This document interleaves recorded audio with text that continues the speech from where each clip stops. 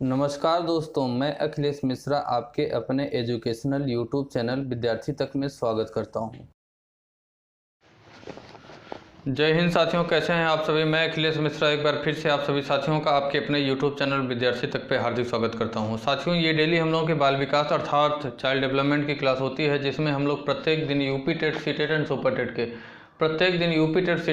TET के combined syllabus को analysis करते हुए प्रत्येक दिन साथियों ये हम लोग अपनी बाल विकास की क्लास करते हैं, अर्थात चाइल्ड डेवलपमेंट की क्लास। चाइल्ड डेवलपमेंट में बात करें साथियों तो ये हम लोग की 55 नंबर की क्लास होगी। 55 नंबर की क्लास होगी, जिसमें हम लोग बिल्कुल अच्छे से विस्तार के साथ थ्योरी को पढ़ने का काम करेंगे। ज़बरदस्त थ्योरी यहाँ पे हम लोग पढ़ते हैं साथियों, तीनों के सिलेबस को एनालिसिस करते हुए। और मैं आपको जानकारी के लिए बता दूं साथियों कि आपके अपने ही यूट्यूब चैनल विद्यार्थी तक पे UP TET, C TET and super TET के लिए 3 क्लासें प्रत्येक दिन दी जाती हैं। एक क्लास सुबह 10 बजे के आसपास ये बाल विकास की क्लास होती है। दूसरी क्लास साथियों दोपहर में 2 से 3 बजे के आसपास हिंदी की क्लास दी जाती है। और तीसरी क्लास रात में 7 से 8 बजे के आसपास आप लोगों को सामाजिक विज्ञान का पार्ट है। 3 दिन हिस्ट्री की और 3 दिन ज्योग्राफी की क्लासें दी जाती हैं, जिसमें मैं आपको बताऊं कि जिसमें बाल विकास अर्थात चाइल्ड डेवलपमेंट और हिंदी की अगर बात करें तो दोनों का सिलेबस 95% हो चुका है। दोनों का सिलेबस 95% हो चुका है। आप इसे अच्छे से आपके चैनल यूट्यूब चैनल विद्यार्थी तक पे प्रॉपर प्लेलिस्ट सभी की क्लासों की एक सीक्वेंस में बनी हुई है, वहाँ से जाके विस्तार से थ्योरी आप पढ़ सकते हैं अगर आपको अपने शिक्षक पात्रता परीक्षा को क्रैश करना है तो। ठीक, आप वहाँ से देखें, ज़बरदस्त थ्योरी पढ़ाई गई है। एक एक चीज़, एक एक पॉइंट समझाते हुए वहाँ पे पढ़ाया गया है। बिल्कुल एक भी पॉइंट छोड़ा नहीं गया है विस्तार के साथ। तो साथियों आइए हम लोग चलते हैं अपने टॉपिक पे कि बाल विकास की अगर हम बात करें साथियों तो आज हम लोग अपना नया चैप्टर और 12वां चैप्टर शुरू करेंगे, जिसका नाम होगा अलाभान्वित एवं वंचित वर्गों सहित विविध पृष्ठभूमियों के अधिगमकर्ताओं की पहचान किस प्रकार से करते हैं। जो वंचित होते हैं साथियों, वंचित वर्ग होते हैं, उन वंचित वर्गों की जो विभिन्न प्रकार की पृष्ठभूमि होती है, उनके अधिगमकर्ताओं की पहचान किस प्रकार से हम कर सकते हैं, ये आज हमारा नया चैप्टर शुरू होगा। साथियों, इसकी विस्तार से अच्छे से थ्योरी हम लोग पढ़ेंगे। तो इसमें साथियों सबसे पहले हम पढ़ेंगे कि समावेशी शिक्षा की अवधारणा क्या होती है। सबसे पहला टॉपिक हम लोगों का होगा इसमें, समावेशी शिक्षा की अवधारणा क्या होती है।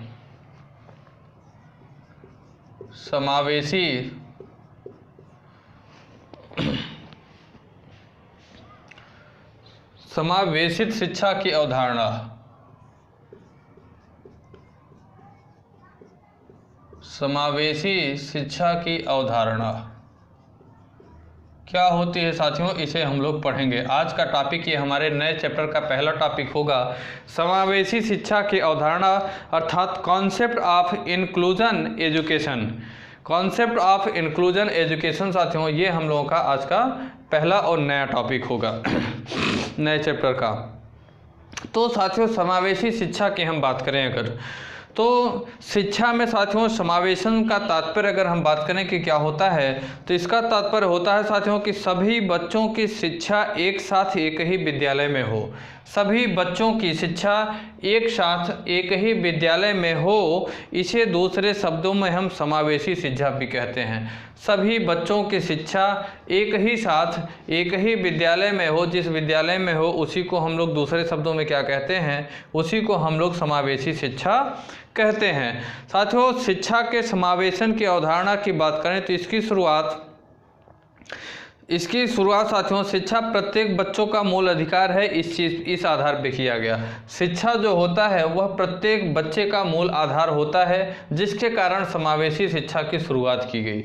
समावेशी शिक्षा की शुरुआत इस वजह से की गई कि प्रत्येक बालक जो भी होता है, जितने भी बच्चे होते हैं, इन सभी लोगों का जो मूल अधिकार होता है वो शिक्षा होता है। शिक्षा जो है वो मूल अधिकार के अंतर्गत रखा गया है, इस वजह से साथियों इसे समावेशी शिक्षा कहा गया। प्रत्येक बच्चे की अलग अलग विशेषता होती है, प्रत्येक बच्चे की अलग अलग रुचि होती है, प्रत्येक बच्चे की अलग अलग योग्यता होती है तथा प्रत्येक बच्चे की क्या होती है, अलग अलग आवश्यकता होती है।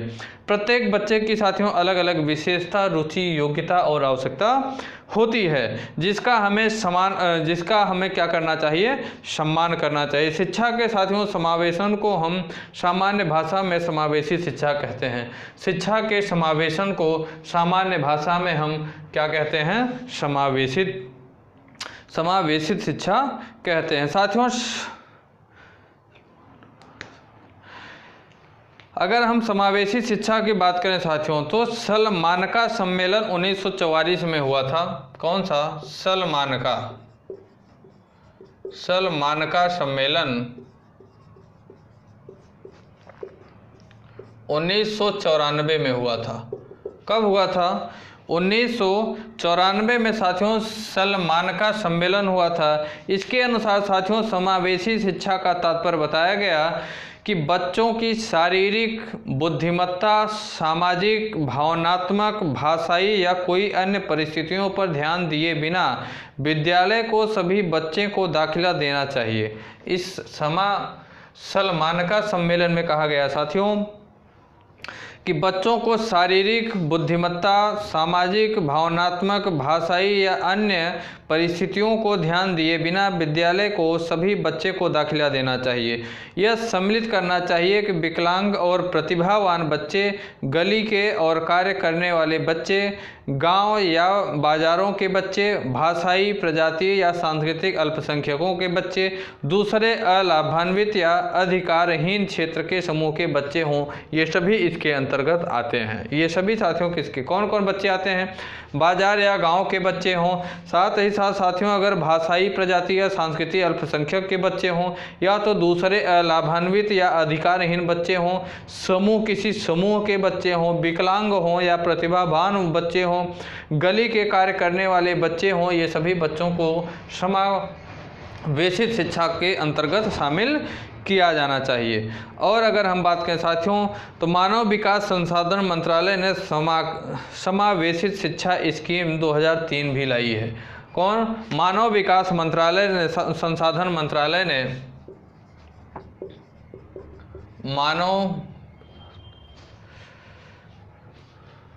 मानव विकास संसाधन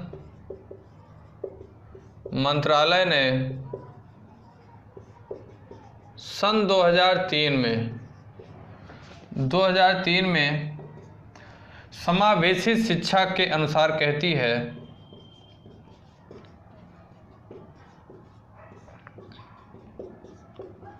समावेशित शिक्षा के अनुसार कहती है साथियों, क्या कहती है इसे हम लोग जानेंगे।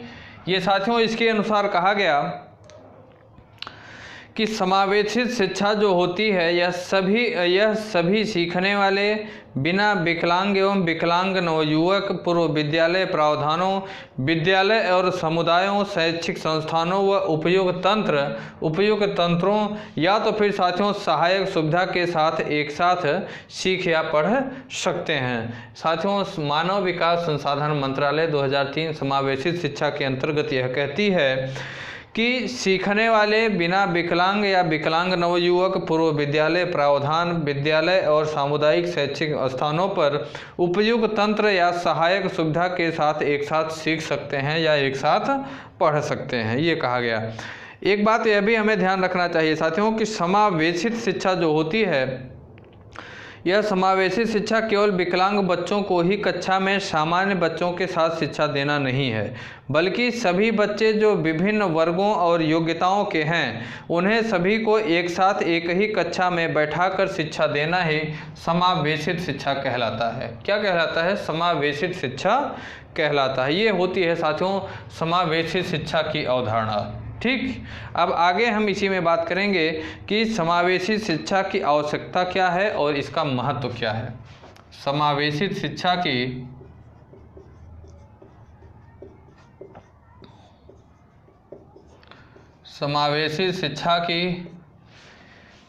आवश्यकता एवं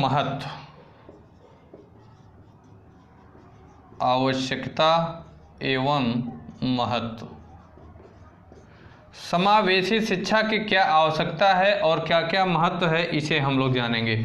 तो समावेशी शिक्षा की अगर आवश्यकता की बात करें साथियों, तो कुछ विद्वानों ने विशिष्ट कक्षा के पक्षधर नहीं हैं। उनके अनुसार यह शिक्षा के अवसरों के समान नहीं है तथा बालकों के विचारों में विभिन्नता पैदा होती है। सामान्य कक्षाएं अपंग बालकों में हीन भावना उत्पन्न करती हैं। कुछ ही समय पहले मनोवैज्ञानिकों ने अपना विचार भी दिया था कि समावेशी शिक्षा हमारे सामान्य विद्यालय में दी जाने दी जाए जिससे सभी बालकों को शिक्षा के समान अवसर मिल सकें। कुछ मनोवैज्ञानिकों ने कहा साथियों कि जो समावेशी शिक्षा है यह हमारे सामान्य विद्यालय में भी दी जाए, समावेशी शिक्षा हमारे सामान्य विद्यालय में भी दी जाए जिससे साथियों सभी बालकों को शिक्षा के समान अवसर भी मिल सके। शिक्षाविद भी साथियों कई प्रकार से शिक्षा के पद्धति हैं तथा इसके कुछ विभिन्न कारण और उचित को बताते हैं। तो पहली आवश्यकता ये बताए साथियों कि सामान्य मानसिक विकास संभव होता है। जो समावेशी शिक्षा होती है इससे सामान्य मानसिक विकास संभव होता है, सामान्य मानसिक विकास संभव होता है। किस प्रकार से साथियों संभव होता है? सामान्य मानसिक विकास किस प्रकार से संभव होता है अगर हम बात करें तो विशिष्ट शिक्षा के मानसिक जटिलता मुख्य है साथियों। विशिष्ट शिक्षा में मानसिक जटिलता क्या है? मुख्य रूप से विद्यमान है। अपंग बालक अपने आप को दूसरे बालकों की अपेक्षा तुच्छ और हीन समझते हैं जिसके कारण उनके साथ पृथकता से व्यवहार किया जाता है। समावेशी शिक्षा व्यवहार में अपंगों को सामान्य बालकों के साथ मानसिक रूप से प्रगति करने का अवसर प्रदान करती है। प्रत्येक बालक यह सोचता है कि वह किसी भी प्रकार से किसी अन्य बच्चों से तुच्छ रहा है। इस प्रकार समावेशी शिक्षा पद्धति बालकों की सामान्य मानसिक प्रगति को क्या करती है? अग्रसित करती है, अग्रसर करती है। ठीक साथियों, ये पहली आवश्यकता और महत्व। दूसरा आवश्यकता और महत्व बताया गया कि सामाजिक एकीकरण को सुनिश्चित भी कौन करती है? समावेशी शिक्षा। समावेशी जो शिक्षा होती है यह सामाजिक एकीकरण को सुनिश्चित करती है।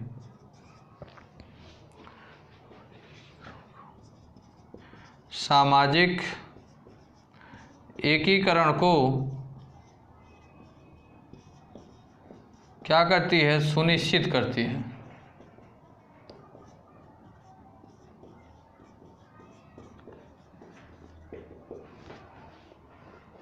समावेशी शिक्षा जो होती है यह सामाजिक एकीकरण को सुनिश्चित करने का काम करती है। साथियों, अपंग बालकों में कुछ जो सामाजिक गुण होते हैं वो बहुत संगत होते हैं। जब वे सामान्य बालकों के साथ शिक्षा पाते हैं, अपंग बालक अधिक संख्या में सामान्य बालकों का संग पाते हैं तथा एकीकरण के कारण वे सामाजिक गुणों को अन्य बालकों के साथ ग्रहण करते हैं तो उनमें सामाजिक गुण, नैतिक गुण, प्रेम, सहानुभूति, आपसी सहयोग, ये सभी गुण जो होते हैं इन सभी गुणों का क्या होता है? विकास होता है। सामाजिक गुण होता है, नैतिक गुण हुआ, सहानुभूति हुआ, प्रेम हुआ, आपसी सहयोग की भावनाएं क्या होती हैं? जागृत होती हैं। विशिष्ट शिक्षा व्यवस्था में छात्र केवल विशिष्ट ध्यान ही नहीं परंतु विस्तार में शिक्षण तथा सामाजिक स्पर्धा की भी भावना विकसित होती है। ये साथियों समावेशित शिक्षा की आवश्यकता और महत्व है। तीसरा साथियों आवश्यकता और महत्व बताया गया कि समावेशित शिक्षा कम खर्चीली भी होती है। समावेशी शिक्षा कम खर्चीली होती है।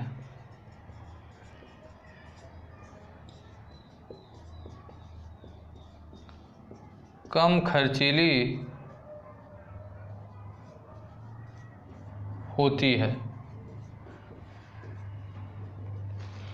समावेशी शिक्षा कम खर्चीली होती है। कैसे कम खर्चीली होती है इसे हम जानेंगे। निसंदेह साथियों विशिष्ट शिक्षा अधिक महंगी तथा खर्चीली होती है। इसके अलावा विशिष्ट अध्यापक एवं शिक्षाविदों के लिए प्रशिक्षण कार्यक्रम भी अधिक समय लेता है। दूसरे दृष्टिकोण से समावेशी शिक्षा कम खर्चीली तथा लाभदायक है। विशिष्ट शिक्षा संस्थान को बनाने तथा शिक्षण कार्य प्रारंभ करने के लिए अन्य कई स्रोतों की भी सहायता लेनी पड़ती है। जैसे प्रशिक्षण की बात करें, विशेषज्ञ की बात करें, चिकित्सक की बात करें, ये सभी की क्या होती है? विशेष सहायता लेनी पड़ती है। इस वजह से अपंग बालक की सामान्य कक्षा में शिक्षा पर कम खर्च आता है। अपंग बालक की सामान्य कक्षा में अगर शिक्षा दिया जाए तो कम खर्च आता है, लेकिन अगर विशिष्ट शिक्षा दिया जाए तो उसमें क्या होता है? खर्च ज़्यादा लगता है, क्योंकि विशेष प्रकार के व्यक्तियों को क्या होता है? वहाँ पे लाने की आवश्यकता पड़ती है। चिकित्सक को भी लाना पड़ेगा, विशेषज्ञ को भी लाना पड़ेगा कि अपंग विद्यार्थी को किस प्रकार से शिक्षा दिया जाए, विकलांग विद्यार्थी को। वहाँ पे साथियों प्रशिक्षित अध्यापक को भी लाना पड़ेगा कि जैसे पहले से अपंग बालकों को, विकलांग बालकों को प्रशिक्षण देने की उसको जो है प्रशिक्षण प्राप्त हो। इस वजह से साथियों क्या होगा? विशिष्ट शिक्षा का ज़्यादा खर्चीली होती है और समावेशी शिक्षा जो होती है यह कम खर्चीली होती है। अगला बात कहा गया साथियों आवश्यकता और महत्व के संबंध में कि समावेशी शिक्षा के माध्यम से एकीकरण भी संभव है। समावेशी शिक्षा के माध्यम से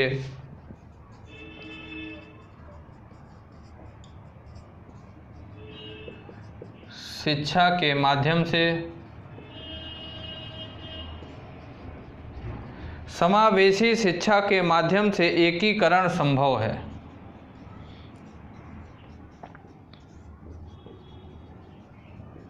एकीकरण संभव है।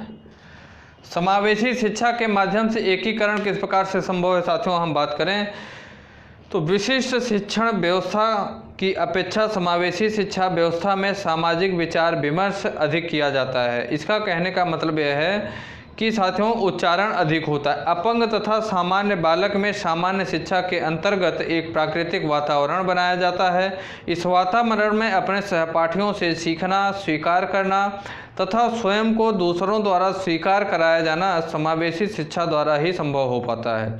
सामान्य वातावरण में छात्र उपयुक्तता की भावना तथा भावनात्मक समायोजन का विकास करते हैं। जो सामान्य साथियों वातावरण होता है उसमें छात्र में क्या होता है, उपयुक्तता की भावना तथा भावनात्मक समायोजन का भी विकास होता है। ठीक, ये आवश्यकता और महत्व होता है समावेशी शिक्षा के माध्यम से एकीकरण संभव हो पाता है। अगला साथियों महत्व बताया गया कि शैक्षिक एकीकरण भी इसी से संभव होता है। शैक्षिक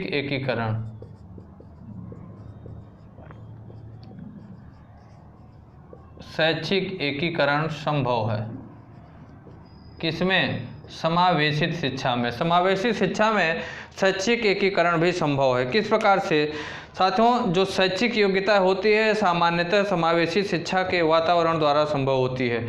शिक्षाविदों का ऐसा विश्वास है कि विशिष्ट शिक्षा जो होती है संस्था एवं बालक के प्रवेश के पश्चात समान शैक्षिक योग्यता रखने वाले अपंग बालक उनके गुणों को ग्रहण करते हैं। शिक्षाविदों का यह भी मालूम होता है साथियों शिक्षाविदों को कि विशिष्ट विद्यालय में छात्र तथा अपंग छात्र शिक्षा के पूर्ण ग्रहणी अर्थात ग्रहण करने वाले नहीं होते हैं। सामान्य विद्यालय में बाधित छात्रों को प्रवेश दिलाने के कारण वह ठीक प्रकार से शिक्षण ग्रहण करने में असमर्थ होते हैं। एक प्रकार से यह कहा जा सकता है साथियों कि लचीले वातावरण तथा आधुनिक पाठ्यक्रम के साथ समावेशी शिक्षा शैक्षिक एकीकरण लाती है। ठीक, ये साथियों किस प्रकार से, फिर से समझिए, लचीले वातावरण में तथा आधुनिक पाठ्यक्रम के साथ जो समावेशी शिक्षा होती है यह शैक्षिक एकीकरण क्या होती है, समावेशी शिक्षा शैक्षिक एकीकरण लाने का काम करती है। अगला आवश्यकता और महत्व बताया गया साथियों कि समानता के सिद्धांत का अनुपालन करना है। समानता के सिद्धांत का अनुपालन करना है।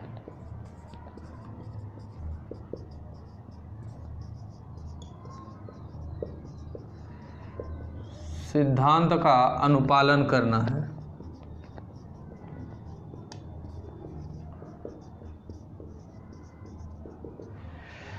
समानता के सिद्धांत का अनुपालन हम किस प्रकार से कर सकते हैं समावेशी शिक्षा में बात करें तो साथियों भारत में सामान्य शिक्षा व्यापक रूप से विस्तार की संवैधानिक व्यवस्था की गई है। साथ ही साथ शारीरिक रूप से बाधित बालकों के लिए शिक्षा को व्यापक रूप देना भी संविधान के अंतर्गत दिया गया है कि संविधान में यह कहा गया है कि जो भी विद्यार्थी हैं उन्हें क्या किया जाए, शारीरिक रूप से बाधित बालकों को भी शिक्षा को व्यापक रूप देना चाहिए। समावेशी शिक्षा के वातावरण के माध्यम से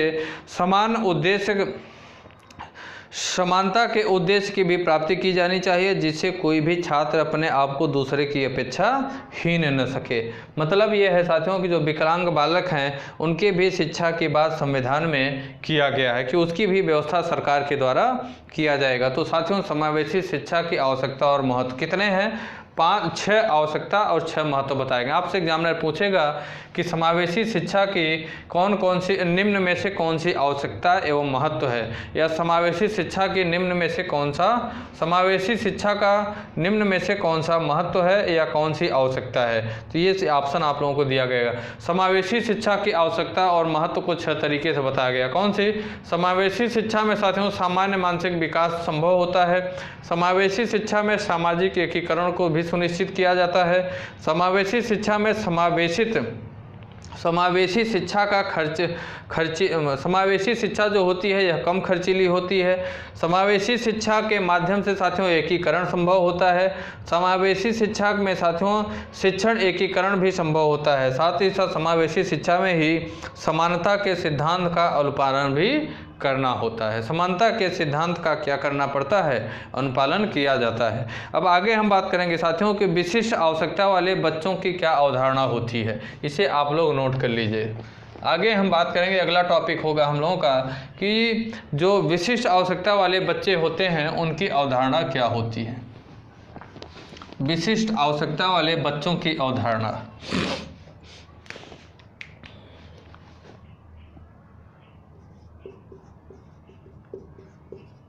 विशिष्ट आवश्यकता वाले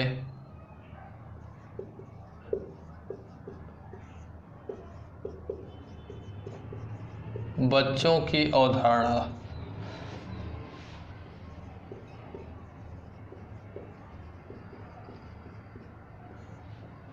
विशिष्ट आवश्यकता वाले बच्चों की क्या अवधारणा होती है, जिन्हें विशेष साथियों आवश्यकता होती है। विशिष्ट आवश्यकता वाले जो बच्चे होते हैं कि विशेष आवश्यकता हो उनकी अवधारणा। तो साथियों विशिष्ट आवश्यकता वाले बच्चों को अगर हम बात करें तो वो अपवादी बच्चे कहे जाते हैं। जो जिन्हें विशिष्ट चीज़ों की आवश्यकता होती है उन्हें अपवाद की श्रेणी में रखा जाता है। सामान्यतः विशिष्ट आवश्यकता वाले बच्चे उन बच्चों को कहा जाता है जो अपनी क्षमता, योग्यता, व्यवहार, व्यक्तित्व आदि विषय अपनी आयु के अन्य बच्चों से अलग होते हैं। सामान्यतः विशिष्ट आवश्यकता वाले बच्चों को उन श्रेणी में रखा जाता है जिन बच्चों की साथियों क्या होती है, जो बच्चे अपनी क्षमताओं से, अपनी योग्यताओं से, अपने व्यवहार से, अपने व्यक्तित्व से, इन सभी चीज़ों से अपने मतलब समान आयु के बच्चों से, समान आयु के साथियों जो बच्चे होते हैं उन बच्चों से अलग होते हैं, उन्हीं को विशिष्ट बालक कहा जाता है। यह साथियों विभिन्नता इसके उच्चता के कारण भी हो सकती है और निम्नता के कारण भी हो सकती है। मतलब कि कोई किसी में ज़्यादा भिन्नता पाई जाती है, किसी में कम भिन्नता। कोई बालक ज़्यादा तीव्र बुद्धि का होगा, कोई बालक कम मंद बुद्धि का, कोई एवरेज लेवल का होगा। ठीक साथियों, तो इसी को कहा गया कोई बालक जो है वो उच्चता के कारण भिन्न होगा और कोई बालक जो है निम्नता के कारण। अर्थात कहने का मतलब यह है कि इस प्रकार के बच्चे का विकास या तो इतना तीव्र या ज़्यादा होगा कि वे अपने बच्चों से आगे, अपने समान उम्र के बच्चों से आगे निकल जाएंगे, या इतना कम विकास होगा कि वह अपने समान उम्र के बच्चों से क्या होंगे, पिछड़ जाएंगे। इन दोनों ही प्रकार के बच्चों को शिक्षा अलग से प्रदान की जाती है। इन बच्चों के लिए अध्यापकों की नियुक्ति भी अलग से की जाती है। दोनों प्रकार के बच्चों के साथियों मतलब शिक्षा के लिए अध्यापकों की अलग से नियुक्ति भी की जाती है और अलग से उन्हें शिक्षा भी दी जाती है। प्रत्येक बच्चा एक दूसरे से भिन्न होता है। यह भिन्नता शारीरिक रूप से भी हो सकती है, मानसिक रूप से भी हो सकती है या अन्य प्रकार से भी हो सकती है। प्रत्येक बच्चे के कार्य करने की क्षमता अपनी अपनी होती है, अपनी अपनी रुचि होती है, अपनी अपनी योग्यता होती है, अपनी अपनी व्यवहार होता है, अपना अपना व्यक्तित्व होता है, किसी दूसरे बच्चे से अलग होता है। कुछ बच्चे कार्य करने में इतना कुशल व तीव्र होते हैं कि वे अन्य बच्चों से आगे निकल जाते हैं, और कुछ इतना ढीले होते हैं कि वो क्या होते हैं, सामान्य बच्चों से, अपने समान उम्र के बच्चों से क्या होते हैं, पीछे निकल जाते हैं। इस संबंध में एक विद्वान है साथियों जिनका नाम है क्रो व क्रो। वो इस संबंध में क्या कहते हैं उसे हम लोग जानेंगे। क्रो और वो क्रो विशिष्ट बाल आवश्यकता वाले बच्चों के संबंध में क्या कहते हैं। क्रो एवं क्रो ये क्या कहते हैं साथियों, ये कह रहे हैं कि विशेष प्रकार या विशिष्ट शब्द, विशेष प्रकार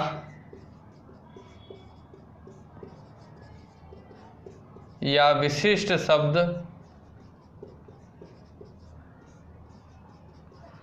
विशेष प्रकार या विशिष्ट शब्द जो होता है यह किसी ऐसे गुण या उस गुण को धारण करने वाले, किसी ऐसे गुण या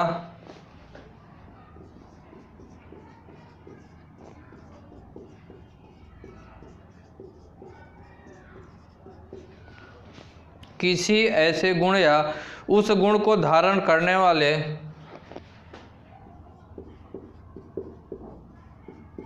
उस गुण को धारण करने वाले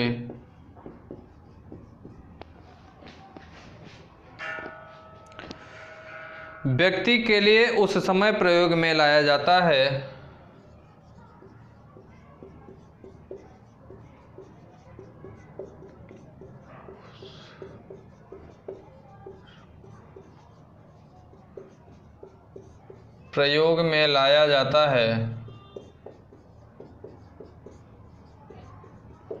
उस समय साथियों प्रयोग में लाया जाता है जब व्यक्ति उस गुण विशेष को धारण करते हुए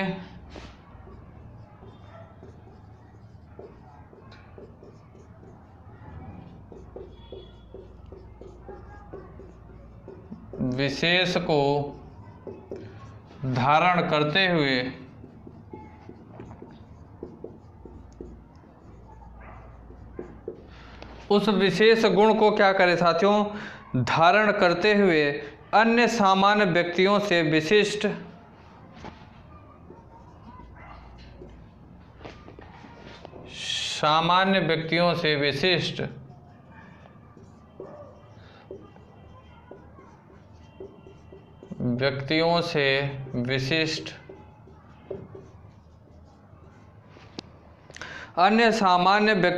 विशिष्ट ध्यान की मांग करे या उसे प्राप्त करे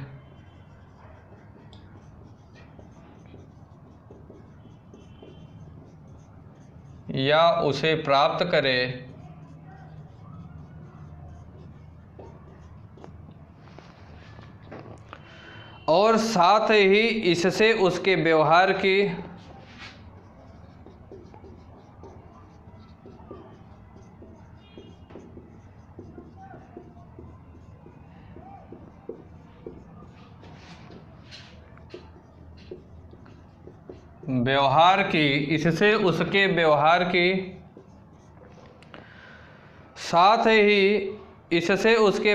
की क्रियाएं और अनुक्रियाएं भी प्रभावित हों।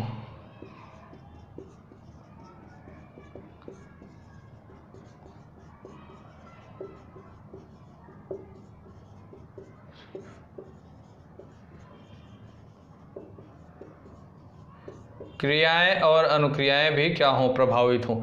विशिष्ट आवश्यकता वाले बच्चों के संबंध में विद्वान है क्रो एंड क्रो। ये क्या कहते हैं साथियों, बहुत बड़े विद्वान हैं क्रो एंड क्रो। ये साथियों क्या कहते हैं हम लोग देखेंगे। ये कह रहे हैं कि विशिष्ट प्रकार या विशिष्ट शब्द जो होता है यह किसी ऐसे गुण या उस गुण को धारण करने वाले, किसी ऐसे गुण या उस गुण को धारण करने वाले व्यक्ति के लिए उस समय प्रयोग में लाया जाता है जब व्यक्ति के उस समय प्रयोग में लाया जाता है जब व्यक्ति उस गुण विशेष को धारण करते हुए, कुछ विशेष गुण को धारण करते हुए अन्य सामान्य व्यक्तियों से विशिष्ट ध्यान की मांग करे या उसे ध्यान को प्राप्त करे, साथ ही इससे उसके व्यवहार की क्रिया जो है, उस व्यक्ति की साथियों व्यवहार की क्रिया और अनुक्रिया जो हो वह भी प्रभावित हो। इसी को विशिष्ट आवश्यकता वाले बच्चों की श्रेणी में रखा गया है। इन सभी को विशिष्ट आवश्यकता वाले बच्चों की श्रेणी में ही रखा गया है। ठीक साथियों,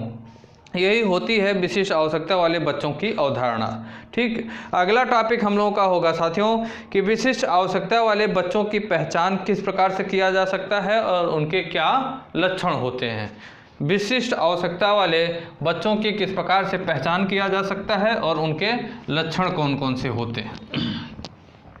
तो हम लोग लिखेंगे विशिष्ट आवश्यकता वाले बच्चों की पहचान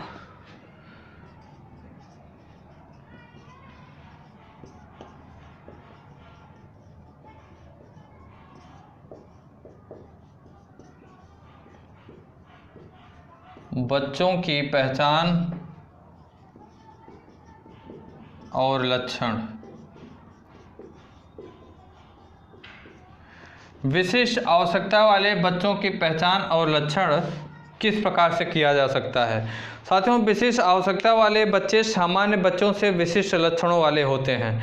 सामान्य बच्चों में पाए जाने वाली कुछ साथियों विशिष्ट प्रवृत्तियां होती हैं। जैसे सामान्य बच्चे जो होते हैं वो क्या होते हैं, अंतर्मुखी होते हैं, निराशावादी होते हैं, संवेगी होते हैं, स्थिर होते हैं, शर्मीले होते हैं, निष्क्रिय होते हैं, आत्म केंद्रित होते हैं, चिंताग्रस्त होते हैं, निर्भय प्रवृत्ति के होते हैं, कभी कभी उग्र भी हो जाते हैं, एकांकी भावना वाले भी होते हैं, एकांकी भावना वाले भी होते हैं साथियों।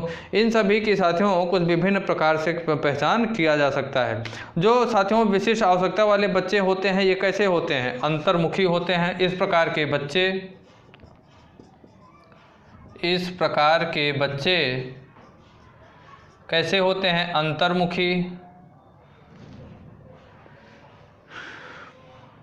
अंतर्मुखी,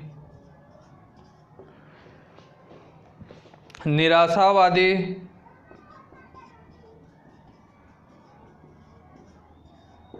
और कैसे होते हैं? सामवेगिक,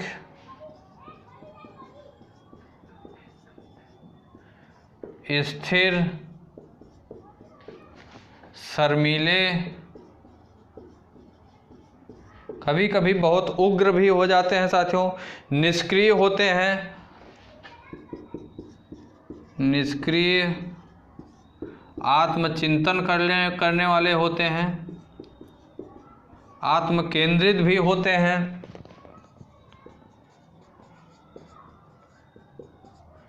आत्मनिर्भर होते हैं साथियों। आत्मचिंतन करते हैं, साथ ही साथ आत्मनिर्भर भी होते हैं। वो आत्मनिर्भर भी होना चाहते हैं।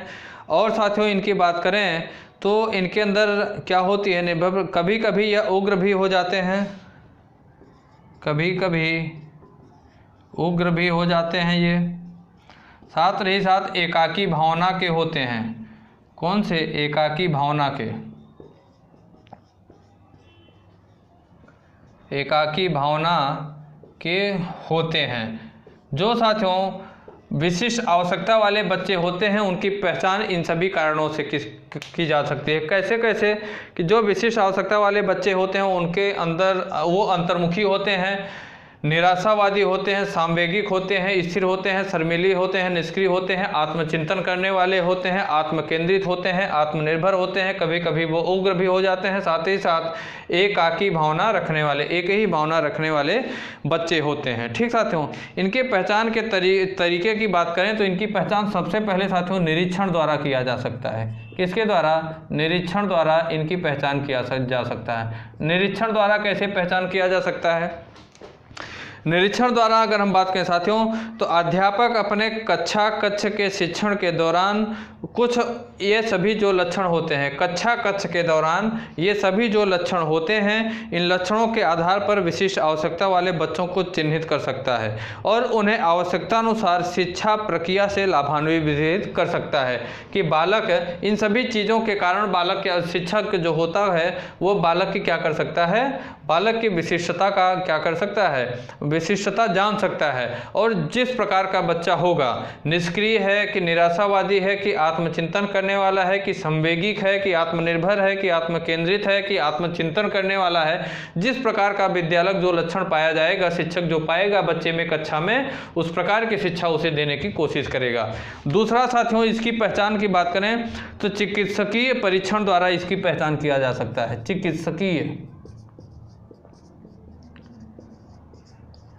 चिकित्सकीय परीक्षण के द्वारा,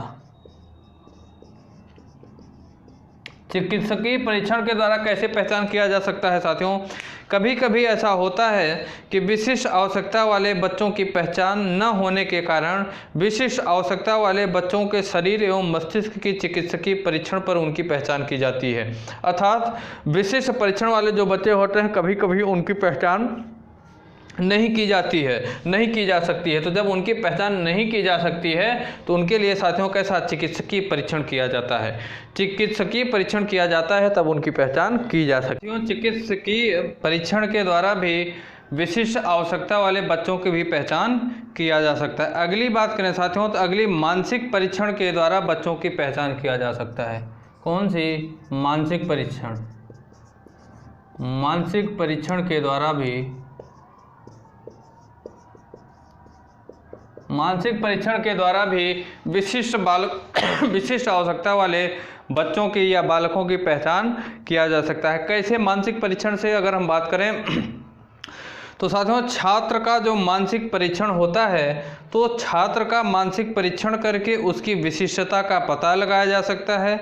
यह साथियों थीमेटिक अपरसेप्शन टेस्ट होता है। क्या कहते हैं इसे? Thematic apperception test. Thematic apperception test. Thematic apperception test होता है साथियों। इसके माध्यम से मानसिक परीक्षण करके विशिष्ट बालकों की पहचान किया जा सकता है। साथियों, हरमन रोरसा का स्याही धब्बा परीक्षण, ये सभी जैसे परीक्षण जो होते हैं इनका प्रयोग करके पता लगाया जा सकता है। कौन सा? थीमेटिक अपरसेप्शन परीक्षण। साथ ही साथ साथियों हरमन रोरसा का स्याही धब्बा परीक्षण। हरमन रोरसा का साथियों धब्बा स्याही परीक्षण। हरमन रोरसा का धब्बा स्याही परीक्षण, इन सभी परीक्षणों के माध्यम से मानसिक परीक्षण करके विशिष्ट आवश्यकता वाले बच्चों की पहचान किया जा सकता है। अगली साथियों पहचान हम अगर करें तो शैक्षिक परीक्षणों के माध्यम से, शैक्षिक परीक्षण के माध्यम से, शैक्षिक परीक्षण के माध्यम से, शैक्षिक परीक्षण के द्वारा भी विशिष्ट आवश्यकता वाले जो बच्चे होते हैं उनकी पहचान किया जा सकता है। शैक्षिक परीक्षण के द्वारा कैसे साथियों?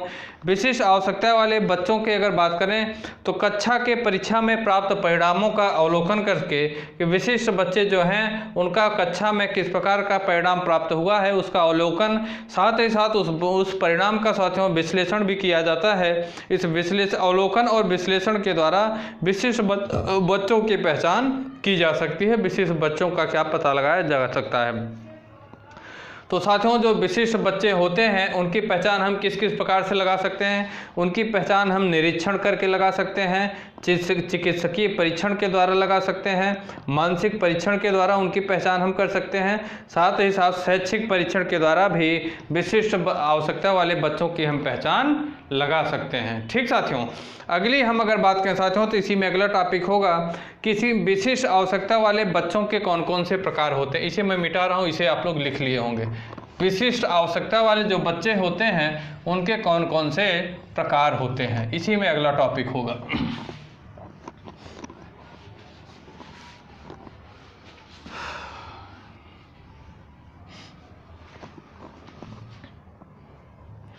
विशिष्ट आवश्यकता वाले बच्चों के प्रकार।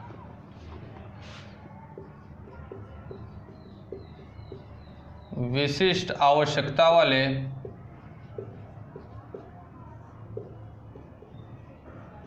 बच्चों के प्रकार।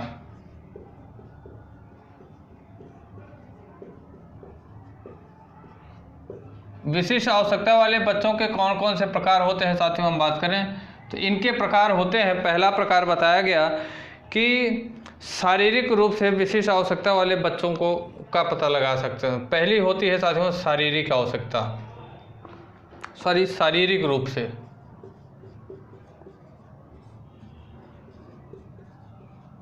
कौन से रूप से? शारीरिक रूप से साथियों विशिष्ट आवश्यकता वाले बच्चों का यह भी प्रकार होता है। शारीरिक रूप से कैसे साथियों? कुछ बच्चे होते हैं जो अपंग बालक या अस्थिर बाधित बालक होते हैं। अपंग बालक या तो अस्थिर बाधित बालक,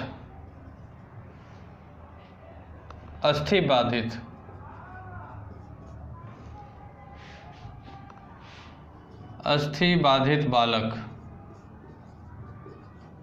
ठीक। दूसरा साथियों किस प्रकार से शारीरिक रूप से बच्चों का प्रकार होता है? श्रवण बाधित बालक, श्रवण बाधित बालक। तीसरा बात करें साथियों तो तीसरा होता है दृष्टि बाधित बालक,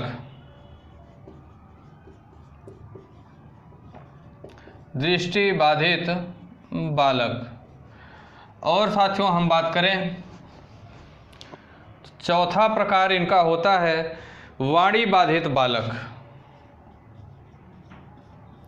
वाणी बाधित बालक जो होते हैं, ये साथियों बालक के प्रकार होते हैं कि विशिष्ट आवश्यकता वाले जो बच्चे होते हैं वो कौन कौन से प्रकार से होते हैं। तो पहला होता है शारीरिक रूप से, ठीक। दूसरा होता है साथियों बौद्धिक रूप से। दूसरा कौन सा होता है? बौद्धिक रूप से। बौद्धिक रूप से कैसे होते हैं इसे हम लोग जानेंगे।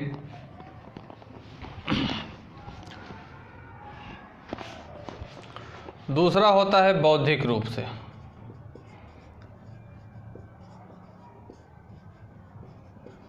बौद्धिक रूप से बात करें साथियों तो इसके अंतर्गत आता है प्रतिभाशाली बालक, प्रतिभाशाली बालक। दूसरा होता है साथियों सृजनशील बालक,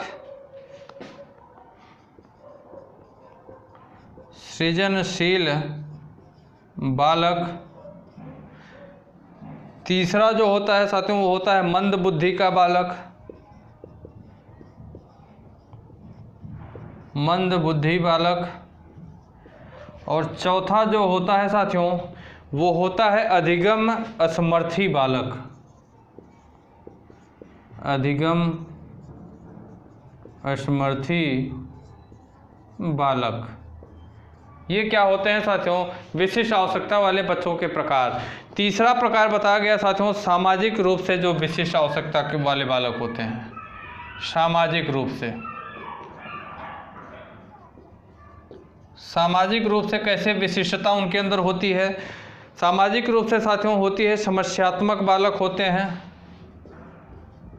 समस्यात्मक बालक। और दूसरा जो होता है साथियों वो होता है बाल अपराधी बालक, बाल अपराधी बालक, बाल अपराधी बालक। चौथा और अंतिम प्रकार इसका बताया गया वो होता है साथियों बहुविकारों से पीड़ित बालक, मतलब तमाम प्रकार की कमियां उनके अंदर होती हैं। बहुविकारों से पीड़ित बालक,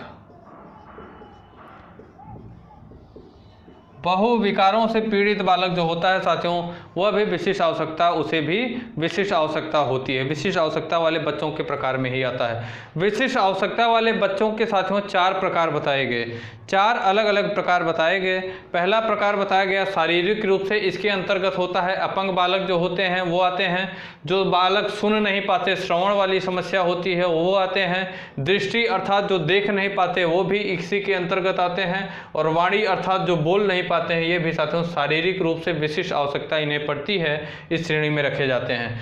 दूसरी श्रेणी बताएगी साथियों बौद्धिक रूप से जो विशिष्ट आवश्यकता वाले बच्चे होते हैं। बौद्धिक रूप से कैसे?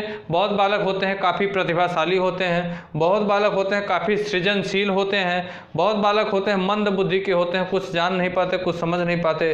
कुछ बालक होते हैं जो अधिगम असमर्थी अर्थात सीखने में असमर्थ होते हैं, वो भी साथियों क्या होते हैं? विशिष्ट आवश्यकता वाले बालक होते हैं। तीसरा प्रकार बताया गया सामाजिक रूप से जो होते हैं साथियों। सामाजिक रूप में कुछ समस्यात्मक बालक होते हैं और कुछ बाल अपराधी अर्थात शुरुआत से ही वो अपराधी प्रवृत्ति के होते हैं। चौथा दिया गया बहुविकारों से पीड़ित बालक, अर्थात तमाम प्रकार की बीमारियां उसके अंदर है, तमाम प्रकार की समस्याएं उसके अंदर है, उसे साथियों बहुविकारों से पीड़ित बालक के अंतर्गत रखा गया है। अगला साथियों हम पढ़ेंगे इसी के अंतर्गत, अगला टॉपिक हम लोगों का आता है कि विविध पृष्ठभूमियों के लिए अधिगमकर्ताओं की पहचान किस प्रकार से किया जा सकता है। मतलब विभिन्न प्रकार की पृष्ठभूमि को देखें, इसे सभी को नोट करिएगा। आपसे एग्जामिनर पूछेगा कि निम्न में से विशिष्ट आवश्यकता वाले बच्चों का कौन सा प्रकार है, तो ये आपको दिया गया है। या तो ये भी दे सकता है, ये भी दे सकता है, ये भी दे सकता है, या तो ये चारों हेडिंग में से कुछ भी दे सकता है। किसी भी प्रकार से एग्जामिनर आपसे क्वेश्चन पूछेगा, मैं आपको बता दिया हूँ, ठीक। अगला टॉपिक हम लोगों का है कि अगला टॉपिक इसमें है साथियों कि विविध मतलब विभिन्न प्रकार की जो पृष्ठभूमि है उस पृष्ठभूमि के लिए किस प्रकार से अधिगमकर्ताओं की क्या होगी पहचान की जा सकती है। इसे हम मिटा रहे हैं, आप लोग नोट कर लिए होंगे। आगे हम देखेंगे, अगला टॉपिक होगा हम लोगों का कि विविध पृष्ठभूमियों के अधिगमकर्ताओं की पहचान।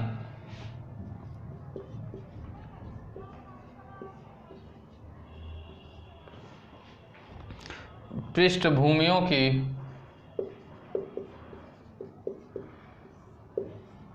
विविध पृष्ठभूमियों के लिए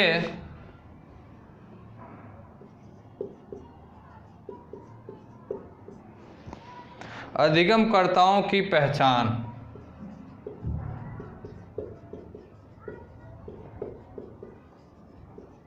अधिगमकर्ताओं की पहचान। विविध पृष्ठभूमियों के लिए अधिगमकर्ताओं की पहचान किस प्रकार से किया जा सकता है? तो साथियों, पहला होता है इसमें पिछड़े बालक जो होते हैं। क्या होते हैं? जो पिछड़े बालक होते हैं उनकी हम बात करते हैं। पिछड़े बालक के अंतर्गत अगर हम बात करें साथियों, तो पिछड़े बालक ऐसे बालकों को कहा जाता है जो अपनी कक्षा के अधिकतर छात्रों से पीछे होते हैं। पिछड़े बालकों को ऐसे श्रेणी में रखा जाता है जो बालक अपनी कक्षा के अन्य विद्यार्थियों से क्या होते हैं? काफ़ी पिछड़े हुए होते हैं। काफ़ी क्या होते हैं? पिछड़े हुए होते हैं। और अगर बात करें साथियों, तो यह बुद्धि, शिक्षा, सीखने की गति आदि में पीछे रह जाते हैं। ऐसे बालक सामान्य बुद्धि के भी हो सकते हैं और मंद बुद्धि के भी हो सकते हैं। इसका कारण क्या है कि आधुनिक मनोवैज्ञानिक मंद बुद्धि बालकों को एक अलग श्रेणी में रखते हैं। अतः शैक्षिक रूप से अपने आयु वर्ग के छात्रों से पीछे रहने वाले बालकों को ही पिछड़े बालकों की श्रेणी में रखे जाए। मतलब शैक्षिक रूप से बराबर उम्र के, अपने बराबर उम्र के बालक जो पिछड़े होते हैं उन्हीं को कौन से? पिछड़े बालकों की श्रेणी में रखा जाता है। और अगर बात करें साथियों, यदि सामान्य बुद्धि वाले बालक या प्रतिभाशाली बालक की भी शैक्षिक उपलब्धि अपनी आयु के अन्य छात्रों से कम है तो वह पिछड़ा बालक की श्रेणी में रखा जाएगा। बर्ट ने साथियों पिछड़े बालक को मूलतः शैक्षिक उपलब्धि के रूप में परिभाषित किया है। बर्ट एक विद्वान है साथियों जिनका नाम बर्ट है। बर्ट जी साथियों क्या करते हैं? ये पिछड़े बालक को मूलतः शैक्षिक उपलब्धि के रूप में परिभाषित करते हैं। शैक्षिक उपलब्धि का मतलब हुआ एजुकेशनल क्वांटेंट, EQ कहते हैं इसे। ठीक साथियों, इनका कहना है बर्ट जी का कि जिस बालक की शैक्षिक उपलब्धि 85 से कम हो, हम उसकी निश्चित होकर पिछड़े बालक के रूप में पहचान कर सकते हैं। जिस बालक की साथियों शैक्षिक उपलब्धि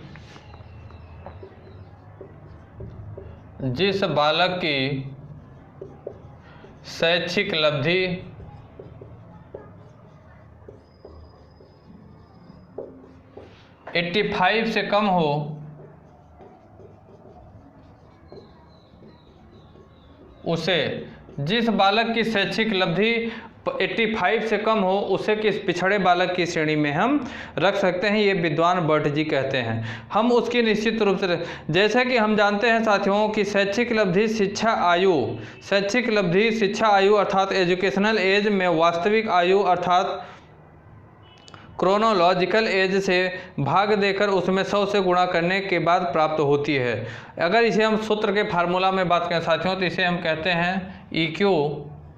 इसे हम आपको बताए थे कि EQ equal to EA/CA into 100।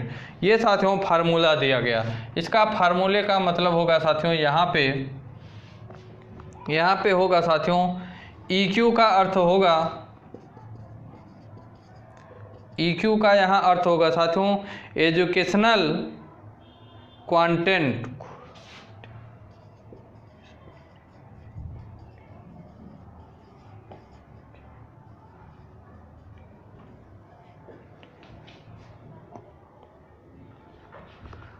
और साथियों EA का मतलब एजुकेशनल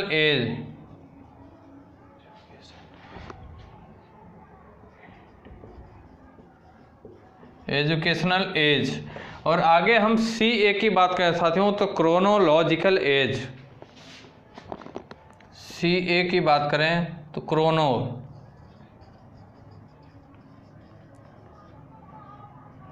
क्रोनोलॉजिकल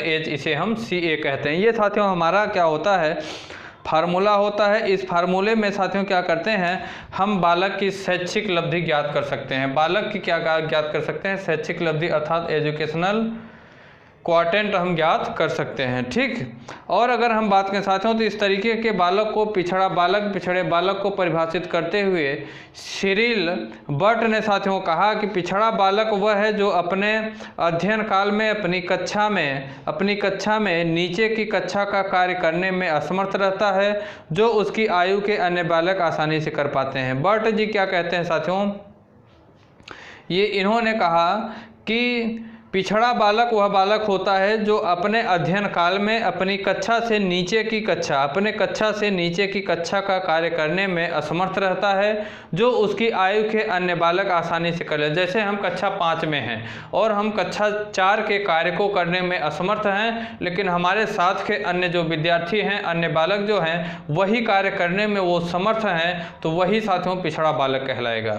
वही क्या कहलाएगा, पिछड़ा बालक कहलाएगा। यही बात बर्ट जी कहते हैं, यही बात विद्वान बर्ट जी यही बात कहते हैं। अगली बात साथियों, पिछड़े बालक के संबंध में एक विद्वान और हैं जिनका नाम है बर्टन हॉल जी साथियों पिछड़े बालक के संबंध में कहते हैं कि पिछड़ा बालक शब्द का प्रयोग सामान्यतः उन बालकों के लिए किया जाता है जिनकी शैक्षिक उपलब्धि उसकी स्वाभाविक योग्यता के स्तर से कम होती है।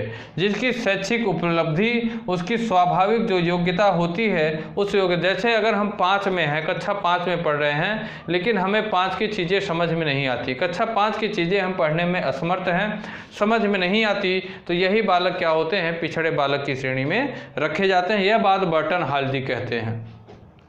साथियों पिछड़े बालकों की कुछ विशेषताएं होती हैं, उसे हम लोग जल्दी कर लेते हैं, जल्दी पॉइंट वाइज पॉइंट हम उसे कर लेते हैं। लिखेंगे यहाँ पे पिछड़े बालक की कुछ विशेषताएं होती हैं, इसे हम लोग जल्दी से कर लेते हैं। पिछड़े बालक की विशेषता,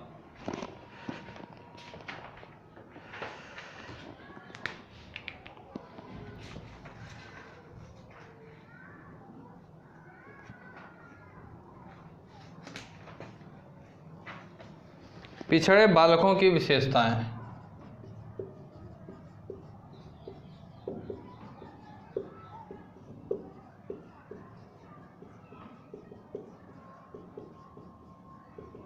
पिछड़े बालकों की विशेषताएं कुछ होती हैं साथियों। पहली विशेषता पिछड़े बालक की क्या होती है, पहली विशेषता बताई गई, पिछड़े बालक अपनी आयु के अन्य बालकों से धीमी गति में काम करते हैं। पिछड़े बालक जो होते हैं ये अपनी आयु के अन्य बालकों से, पिछड़े बालक अपनी आयु के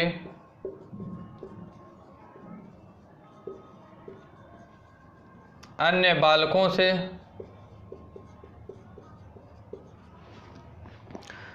अपनी आयु के अन्य बालकों से धीमी गति से सीखते हैं,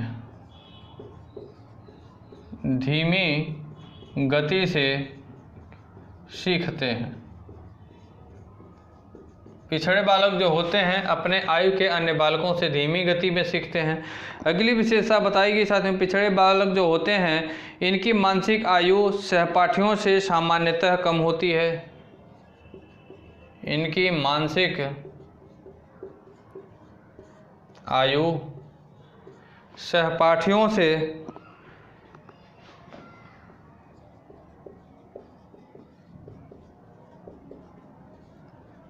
सामान्यतया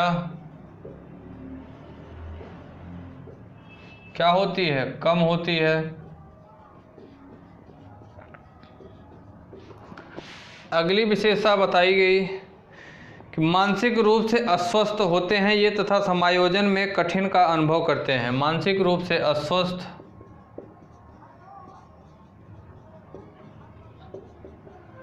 अस्वस्थ और समायोजन में कठिनाई महसूस करते हैं।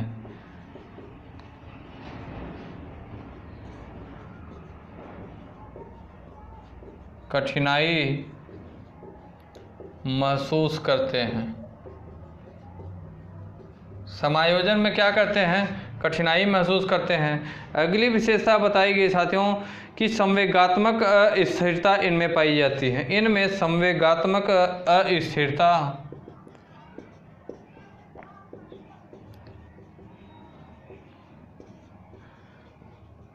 अस्थिरता पाई जाती है। 5वीं साथियों विशेषता बताई गई कि सामान्य पाठ्यक्रम से लाभ नहीं उठा पाते हैं। ये सामान्य पाठ्यक्रम से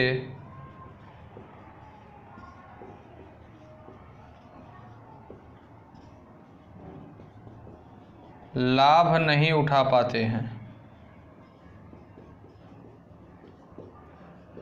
पिछड़े बालक जो होते हैं ये सामान्य पाठ्यक्रम से लाभ नहीं उठा पाते। अगली विशेषता बताई गई साथियों कि ये व्यवहार संबंधी समस्या दर्शाते हैं। व्यवहार संबंधी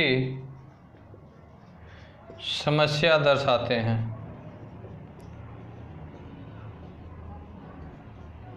व्यवहार संबंधी समस्या दर्शाते हैं।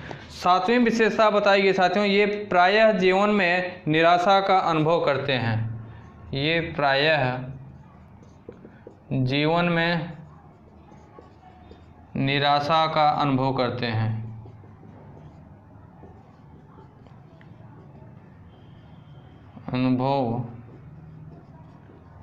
ये प्रायः जीवन में निराशा का अनुभव करते हैं। 8वीं विशेषता है साथियों की बुद्धिलब्धि निम्न अर्थात 90 से 110 तक होती है। इनकी बुद्धिलब्धि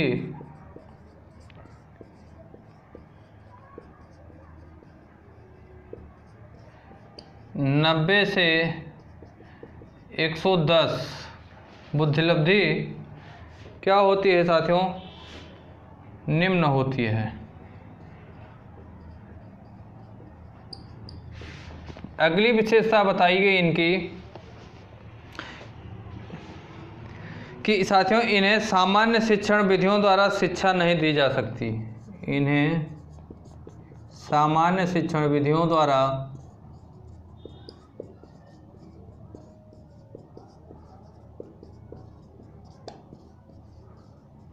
शिक्षा नहीं दी जा सकती।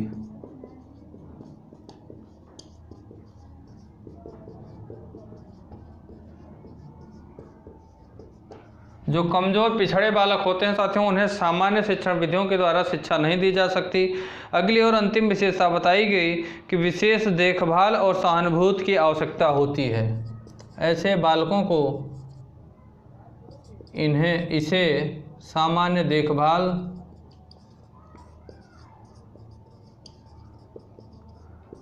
और सहानुभूति की आवश्यकता होती है।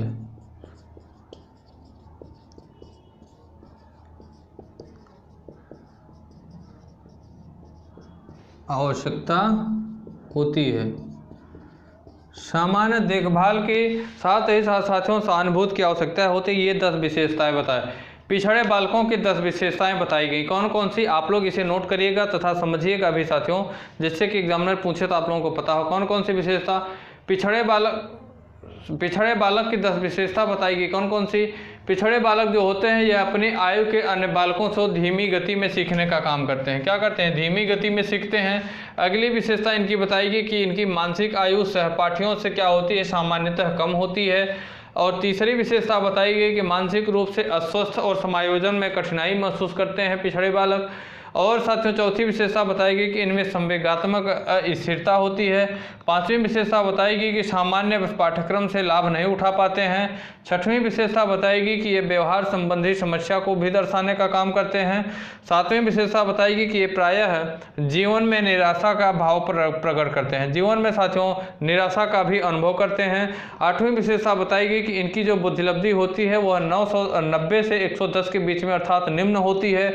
9वीं विशेषता बताई गई कि इन्हें सामान्य शिक्षण विधियों के द्वारा शिक्षा नहीं प्रदान की जा सकती। और 10वीं विशेषता बताई गई कि इन्हें सामान्य देखभाल और सहानुभूति की भी आवश्यकता होती है। ये साथियों कितनी कुल 10 विशेषताएं बताई गई पिछड़े बालकों की। लेकिन अब आप इनकी पहचान कैसे कर सकते हैं साथियों? इनकी पहचान आप कैसे कर सकते हैं ये भी हम देखते हैं। ठीक, पिछड़े बालकों की पहचान हम कैसे कर सकते हैं इसे भी हम लोग जल्दी से देख लेते हैं। थोड़ा जल्दी हम लोग करते हैं जिससे क्लास आप लोगों की लंबी ना हो। इसे आप लोग नोट करते जाइए साथियों, जल्दी जल्दी फटाफट नोट करते जाइए। पिछड़े बालकों की पहचान।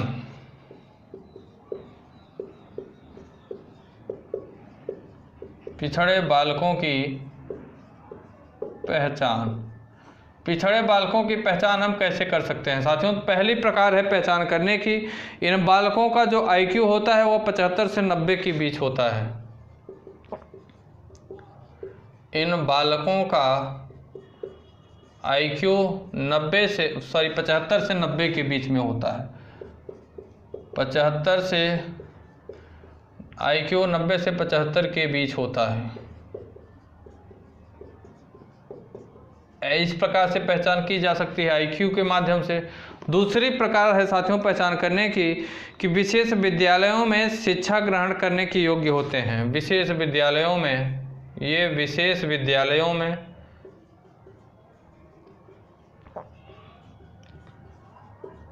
ये क्या होते हैं साथियों? विशेष विद्यालयों में शिक्षा ग्रहण करने के योग्य होते हैं। शिक्षा ग्रहण करने के योग्य होते हैं। इन्हें विशेष विद्यालय में शिक्षा करने की आवश्यकता पड़ती है। तीसरी पहचान बताई गई साथियों कि किसी समस्या का समाधान निकालने में बहुत समय लगा देते हैं। किसी समस्या का समाधान निकालने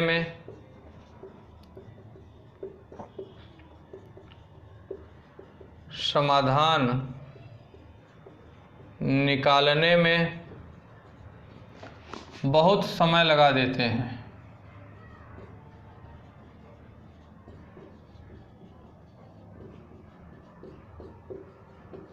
किसी समस्या का समाधान निकालने में बहुत समय भी लगा देते हैं। और अगली साथियों पहचान करने का तरीका है कि सूक्ष्म चिंतन करने योग्य नहीं होते हैं। सूक्ष्म चिंतन करने के योग्य नहीं होते हैं।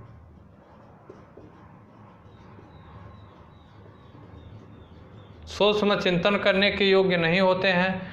पांचवी विशेषता बताई गई कि समवय समूह में समायोजित नहीं कर पाते हैं। समवय समूह में समायोजन नहीं कर पाते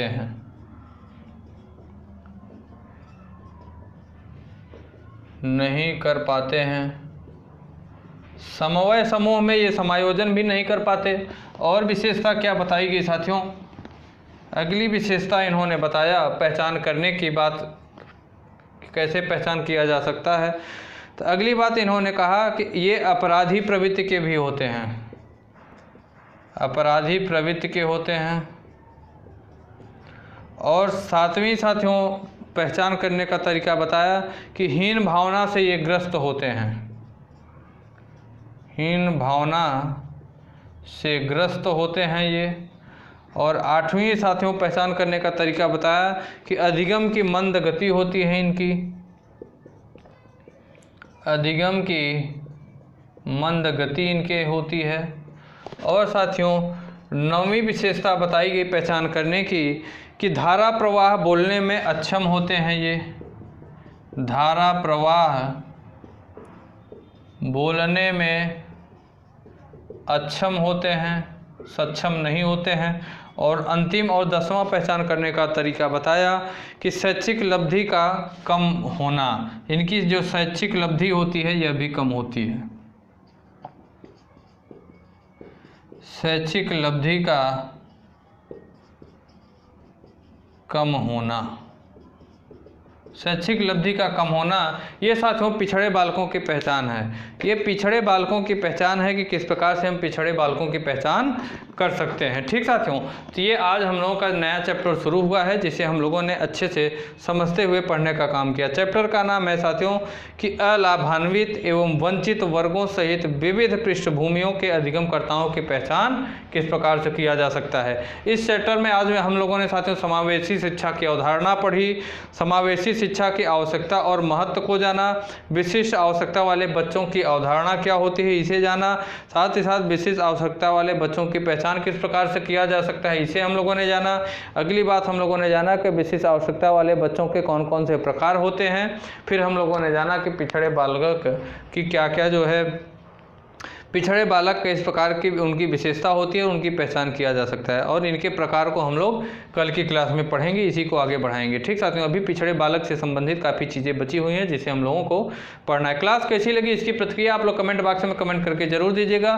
साथ ही साथ साथियों, क्लास अगर अच्छी लगी हो तो क्लास को लाइक करना बिल्कुल ना भूलें। और साथियों, अगर आप हमारे YouTube चैनल विद्यार्थी तक पे नए हैं और अगर वीडियो देखते हैं तो आप भी हमारे YouTube चैनल विद्यार्थी तक को सब्सक्राइब करें, साथ ही साथ बेल आइकन को भी दबाएं, जिससे कि आने वाली क्लासों की नोटिफिकेशन या अन्य जो एजुकेशनल रिलेटेड इन्फॉर्मेशन है वो आप तक आसानी से पहुँच सके। ठीक साथियों, दूसरी बात यह है, क्लासों को ज़्यादा से ज़्यादा आप लोग शेयर भी किया करिए, जिससे कि अन्य विद्यार्थियों तक भी साथियों यह क्लासें पहुँचें और वो भी विद्यार्थी तक यूट्यूब चैनल का सदस्य बन सकें। ठीक साथियों, फिर क्लास को ओवर करते हैं। जय हिंद, जय भारत। क्लासों को शुरू से लेकर लास्ट तक देखिएगा। दोस्तों, अगर आप हमारे YouTube चैनल विद्यार्थी तक पे नए हैं तो लाइक करें, सब्सक्राइब करें और बेल आइकन को दबाना ना भूलें। धन्यवाद।